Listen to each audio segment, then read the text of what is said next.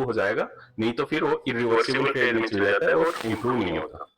तो close monitoring बहुत जरूरी है, क्योंकि बेबीज में कुछ घंटों में सिचुएशन बहुत चेंज हो जाती है, तो अपने को जल्दी किसी भी जो डिटोरेशन को जल्दी डिटेक्ट करना है और इंटरवेन करना।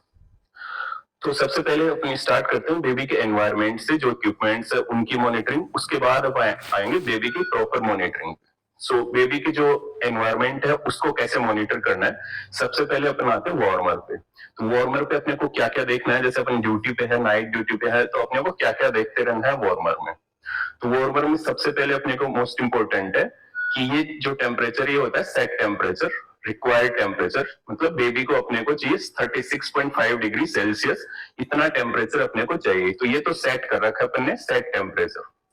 ये है बेबी का टेम्परेचर जो है 36.4 टू 36.5 डिग्री सेल्सियस। तो सेट टेम्परेचर और बेबी टेम्परेचर ये अपने को देखते रहना है कि ये 36.5 पे ही है, कोई गलती से कम तो या ज्यादा तो नहीं कर दिया किसी ने, और ये बेबी का टेम्परेचर इस 36.5 के आसपास होना चाहिए। सेकंड इसमें क्या देखना है, ये सर्वो कंट्रोल मोड पे ही होना चाहिए, कभी भी मैनुअल पे नहीं होना चाहिए। एनआईसीयू में सर्वो कंट्रोल मोड पे होना चाहिए, टेम्परेचर सही होना चाहिए। और तीसरी क्या चीज है कि हीटर आउटपुट कितना है। हीटर आउटपुट हो सकता है जैसे इसमें बच्चे, इसमें 10%, अराउंड 0 to 10% हीटर आउटपुट है। अगर इस बच्चे को अगर हीटर आउटपुट इंक्रीज हो रहा है, मान लो अभी 10% है, फिर 20 हो गया, 30% हो रहा है, मतलब बेबी कोल्ड हो रहा है और बेबी को हीट की रिक्वायरमेंट बढ़ रही है, तो वार्मर को ज्यादा हीट देनी पड़ रही है, तो मतलब बेबी हो सकता है सेप्सिस में जा रहा हो, इसलिए पेरिफेरीज कोल्ड हो रही हो, या फिर सेंटर भी इसका हाइपोथर्मिया में हो रहा हो, तो इसका हीटर का रिक्वायरमेंट इंक्रीज हो रहा है। इसलिए इसको भी अपने को मॉनिटर करते रहना है कि हीटर की रिक्वायरमेंट कितनी है, और इसको हमेशा लॉक पे रखना चाहिए। अगर लॉक नहीं रहेगा तो ये क्या है कि गलती से चेंज हो सकता है, किसी को मैनुअल मोड पे हो गया, मैनुअल मोड पे भी अगर 100% पे है रह गया गलती से, तो बच्चा ओवर हीट हो जाएगा और बच्चा जल भी सकता है। तो कभी भी गलती से मैनुअल मोड पे ये नहीं होना चाहिए। कई बार हमने देखा होगा, कई बार किसी एनआईसीयू में बच्चा जल जाता है, वो इसी वजह से होता है, या तो मैनुअल मोड पे हो गया, प्रोब आउट हो गया। तो ये हमेशा होना चाहिए सर्वो कंट्रोल मोड पे, और हमेशा लॉक होना चाहिए। तो लॉक होने के बाद ये कभी भी चेंज नहीं होगा, ठीक है। और ये टेम्परेचर अपने को देखते रहना है। फिर आगे क्या करना है, वार्मर में जो इस वार्मर का प्रोब है, इसको अपने को फिक्स करना है राइट हाइपोकॉन्ड्रियल रीजन, यहाँ पे चेस्ट और यहाँ के राइट साइड में थोड़ा फिक्स करते हैं। इसका एग्जैक्ट आइडियल पोजीशन यहाँ पे होती है। तो जब भी हम ड्यूटी पे है तो अपने को देखना है कि अच्छे से फिक्स तो है ना। कई बार क्या होता है कि ये लूज हो जाता है और ये थोड़ा सा आउट हो जाता है, स्किन से थोड़ा ऊपर उठ जाता है। अगर ये स्किन से ऊपर उठ जाएगा तो क्या हो जाएगा, हीटर आउटपुट बढ़ जाएगा। वार्मर को, ये सर्वो कंट्रोल ऑटोमेटिक है, तो वार्मर को लगेगा बच्चा ठंडा हो रहा है, क्योंकि स्किन का टेम्परेचर सेंस नहीं कर पा रहा, वो एयर का टेम्परेचर सेंस कर रहा है। तो वार्मर को लगेगा बेबी ठंडा हो रहा है, तो हीटर आउटपुट इंक्रीज कर देगा वार्मर 50, 60, 80, 90, 100 तक, और बच्चा गर्म होता जाएगा, गर्म होता जाएगा। और अगर बच्चे का टेम्परेचर ये सेंस नहीं कर पा रहा है क्योंकि ये आउट हो रखा है प्रोब, तो प्रोब प्रॉपरली फिक्स होना चाहिए और ये टेम्परेचर अपने को देखते रहना है। सो ये सब कुछ अपने को देखना है वार्मर के बारे में। अब सेकंड हम देखते हैं इसके बारे में, पल्स ऑक्सीमीटर में क्या क्या मॉनिटर करना है। तो पल्स ऑक्सीमीटर में दो चीज होती है, SpO2 और हार्ट रेट। SpO2 अपने को चाहिए किसी भी न्यूबॉर्न एनआईसीयू में 90 से 95 के बीच में। अगर कोई बच्चा ऑक्सीजन पे है और उसका 95 से ऊपर जा रहा है तो अपने को FiO2 कम कर देंगे।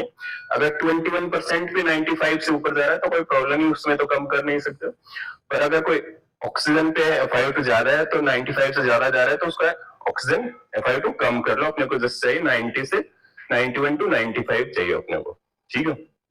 ये सैचुरेशन अपने को देखते रहना है। अगर किसी बेबी का सैचुरेशन बार बार कम हो रहा है तो इन्फॉर्म करना है कि इसका सैचुरेशन बार बार कम हो रहा है, तो उसको हम एग्जामिन करेंगे डिटेल में। सैचुरेशन की अलार्म लिमिट कितनी सेट करनी है, लोअर लिमिट अपने को रखनी है 88 और अपर लिमिट रखनी है अपने को, अगर बिना ऑक्सीजन के तो 100 रख सकते हैं, नहीं तो ऑक्सीजन पे है तो 96 रख सकते हैं। उससे ऊपर जाएगा तो अलार्म देगा और अपने को FiO2 कम करनी है। 88 से कम जाएगा तो अलार्म देना है और फिर अपने को FiO2 बढ़ा सकते हैं या फिर देखना है क्यों कम हो रहा है। तो ये तो हो गया ऑक्सीजन सैचुरेशन SpO2। ये वाला है हार्ट रेट। हार्ट रेट में नॉर्मल हार्ट रेट होती है 120 से 160 न्यूबॉर्न की। अगर 160 से ज्यादा जा रहा है तो मतलब टैकीकार्डिया हो रहा है, और 100 से कम जा रहा है या 120 से कम या 100 से कम हम मानते हैं ब्रेडिकार्ड। कई बार बच्चे की एक्टिविटी के साथ बच्चा थोड़ा हार्ट रेट इंक्रीज हो सकती है, वो नॉर्मल है, पर हमको देखते रहना है कि over the time heart rate का ट्रेंड क्या है। अगर हार्ट रेट इंक्रीजिंग है तो अपने को इमीडिएटली इन्फॉर्म कर रहा है कि इस बच्चे की हार्ट रेट पहले 140 चल रही थी रेस्टिंग स्टेट में और अभी 150 हो गई, 160 हो गई, इसका इंक्रीजिंग ट्रेंड हो रहा है। तो हार्ट रेट एक ऐसी चीज है जिससे अपने अर्लीस्ट डायग्नोस कर सकते हैं बच्चा सेप्सिस में जा रहा है, शॉक में जा रहा है। हार्ट रेट सबसे पहले इंक्रीज होना स्टार्ट हो जाएगी, बाकी चीजें बाद में होगी, सबसे पहले हार्ट रेट इंक्रीज होना स्टार्ट होगी। तो अगर हार्ट रेट का इंक्रीजिंग ट्रेंड है तो उसी टाइम अपने को बच्चे को पूरी तरह से एग्जामिन करना है और इन्फॉर्म करना है इस बच्चे की हार्ट रेट इंक्रीजिंग हो रही है अगर रेस्टिंग फेज में। के बाद अपने आते हैं बच्चे पे, बच्चे में प्रॉपर बेबी में क्या क्या मॉनिटरिंग करनी है। तो इसमें कोई चीज छूटे नहीं, उसके लिए हम चलेंगे सिस्टम वाइज। सिस्टम वाइज सबसे पहले लेते हैं रेस्पिरेटरी सिस्टम। तो रेस्पिरेटरी सिस्टम में क्या क्या मॉनिटर करना है अपने को। रेस्पिरेटरी सिस्टम में सबसे इंपॉर्टेंट है रेस्पिरेटरी रेट, बच्चा 1 मिनट में कितनी बार सांस ले रहा है। नॉर्मल 40 to 60 पर मिनट होता है, अगर वो इंक्रीज हो रहा है 60 से ज्यादा जा रहा है या पहले से बच्चा रेस्पिरेटरी रेट इंक्रीज हो रही है तो इमीडिएटली इन्फॉर्म करना है कि इस बच्चे का टैकिपनिया इंक्रीज हो रहा है। सेकंड होता है इंटरकोस्टल रिट्रैक्शन, सबकोस्टल रिट्रैक्शन या कोई भी रिट्रैक्शन, उनका ध्यान रखना है। बच्चों में कोई रिट्रैक्शन है जो पहले नहीं थे, अब रिट्रैक्शन आने लगे, तो अपने को इमीडिएटली इन्फॉर्म करना है। वो मोस्ट इंपोर्टेंट होता है कलर, बच्चे का कलर एनआईसीयू में मोस्ट इंपोर्टेंट न्यूबॉर्न का कलर होता है। कोई भी प्रॉब्लम होगी तो कलर और हार्ट रेट सबसे पहले अफेक्ट होता है।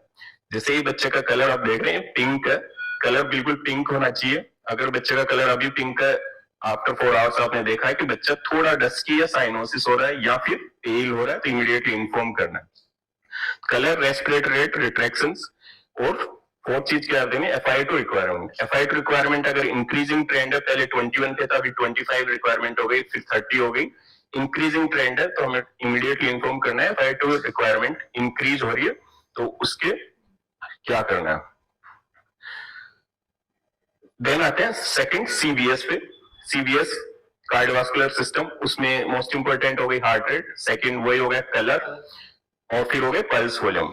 पल्स वॉल्यूम और CFT, अगर कोई डाउटफुल लग रहा है तो पल्स वॉल्यूम आप फील करके देख सकते हैं सिंगल फिंगर से, रेडियल, पोस्टीरियर टिबियल और डोर्सल स्पीडिस, से 3 पल्स आप फील करके देख सकते हैं पल्स वॉल्यूम कैसा है। देन देख सकते हैं CFT। CFT दो होता है, सेंट्रल CFT देख सकते हैं और पेरिफेरल CFT। तो पेरिफेरल CFT सबसे पहले डिलेड होना चालू होगा, उसके बाद सेंट्रल अफेक्ट होगा। तो इसको 5 सेकंड तक प्रेस करके रखना है और फिर छोड़ना है। कितना है, लेस देन 3 सेकंड होना चाहिए।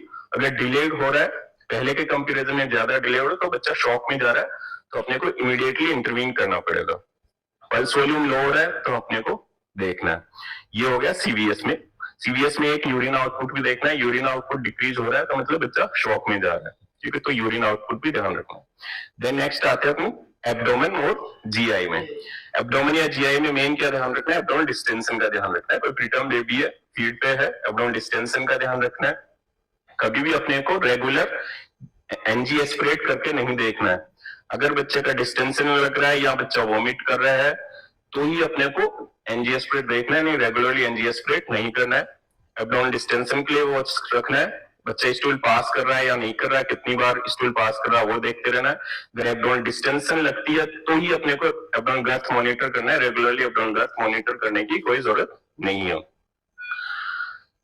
ये हो गया एब्डोमेन में। देन आते हैं CNS में। CNS में मोस्ट इंपोर्टेंट है एक्टिविटी, बच्चे की एक्टिविटी। अगर बच्चा सेप्सिस में जा रहा है, शॉक में जा रहा है या और कोई प्रॉब्लम हो रही है तो बच्चे की एक्टिविटी कम हो जाएगी। हम ड्यूटी में देख रहे हैं कि मॉर्निंग में बच्चा एक्टिव था, अभी थोड़ी एक्टिविटी डिक्रीज हो गई, बच्चा थोड़ा डल हो गया, बच्चा हाथ पैर नहीं हिला रहा है, बच्चा क्राई भी नहीं कर रहा है, पहले से डिक्रीज है, तो इमीडिएटली उसी टाइम अपने को बच्चों को एग्जामिन करना है, उसी टाइम अपने को इंटरवीन करना है।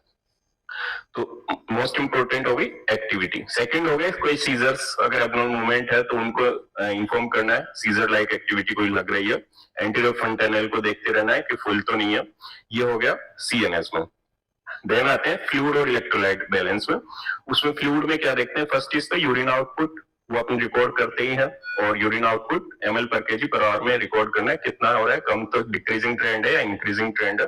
सेकंड हो गया blood sugar. Blood sugar depend करता है कितने सब बेबीज में कितने आवर्ली करना है, कोई सिक बेबी है तो ज्यादा फ्रिक्वेंटली करना है, नहीं 12 आवर्ली करना है, वो डिसाइड करते हैं। देन आता है वेट। तो बेबीज की weight monitoring, daily weight check करना होता है। अगर कोई बच्चा है लेस देन 1 kg है तो दिन में 2 बार भी वेट चेक करना होता है, देखने के लिए कि फ्लूइड कम करना है या इंक्रीज करना है। ये हो गया फ्लूइड एंड इलेक्ट्रोलाइट। देन आती कुछ इन्वेस्टिगेशंस, वो तो डिपेंड करता है कि बच्चे में अगर कुछ सेप्सिस लाइक लग रहा है तो हम उसमें सेप्टिक मार्कर्स वगैरह देखते हैं। एंटीबायोटिक अगर लग रही है तो उनके डेज काउंट करते अपने को रहना है। तो ये बेबीज में ये होती है मॉनिटरिंग के लिए, क्या क्या मॉनिटरिंग करना है। सीपैप पे अगर कोई बच्चा है तो सीपैप में क्या देखना है, FiO2 कितनी है बच्चे की, FiO2 का ट्रेंड क्या है, फ्लो, और सीपैप कितने पे सेट है। सीपैप 6 पे है, फ्लो 5 to 6 पे है, FiO2 21% है। ये ह्यूमिडिफायर का टेम्परेचर अराउंड 37 डिग्री सेल्सियस होना चाहिए। इसमें वाटर लेवल प्रॉपर मार्क तक होना चाहिए। तो क्या क्या ध्यान रखना है, वाटर लेवल प्रॉपर मार्क तक है, टेम्परेचर बिल्कुल सही है, ये हमेशा इन्वेजिव मोड पे होना चाहिए, ईटी वाले मोड पे होना चाहिए, नॉन इन्वेजिव पे नहीं होना चाहिए इसका मोड। FiO2 मिनिमम रखना है, सैचुरेशन 90 से ऊपर रखने के लिए FiO2